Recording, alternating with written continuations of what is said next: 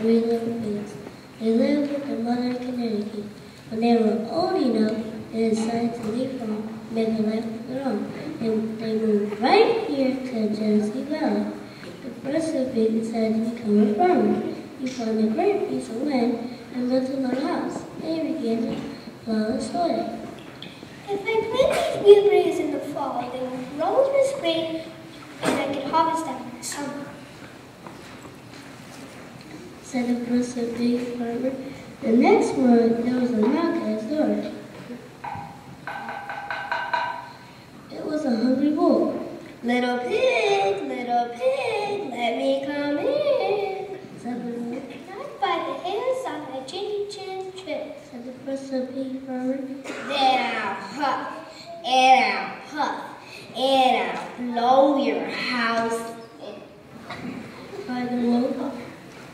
The first little pig thought for a moment. Then he said, Hold on, wolf. You know, you could eat me, but then you'll just get hungry again and have to find another pig. I have a better idea. I could really use some help planting and harvesting these blueberries. I could pay you to work for me, and then you can use the money to buy all the food you wanted. The wolf had never considered this. He had always just gone around blowing down houses and eating pigs.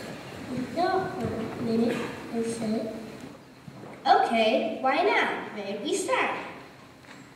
First, the pig farmer and his new worker began to till the soil and plant the seeds. They used farming tools with wedges like plows, spades, and hoes.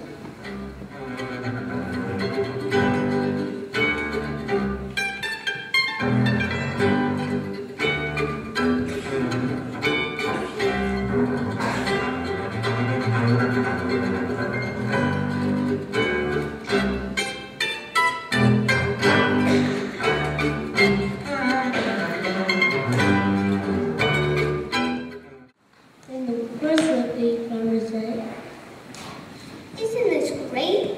We planted the seeds in the fall. They sprouted and lay dormant in the winter, and grew in the spring, and now that it's summer, we're ready to harvest. So let's use sickles and scythes to make our work easier, said the wolf.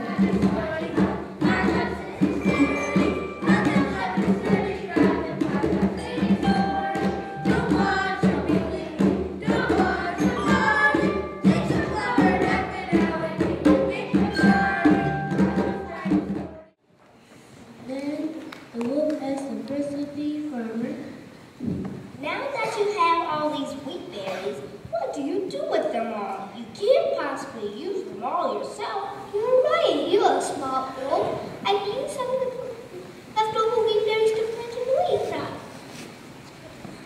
Then you would still have a lot left over. That's where my brother comes in. My brother owns a real high farm. He grinds the wheat berries up into flour and makes bread and other food for people. He can sell the surplus wheat berries to him. I am so happy we have a decision to build a mill, said the second little pig mother. The rushing water here at high falls makes the village of Rochester a great place for mills. My giant water mills spin all day long between the apps and the geese. It powers everything we know. Even my real song is so bright and sweet, but there's so much work to do. I can't do it all by myself. Suddenly, there was a knock at his door. No pig, no pig.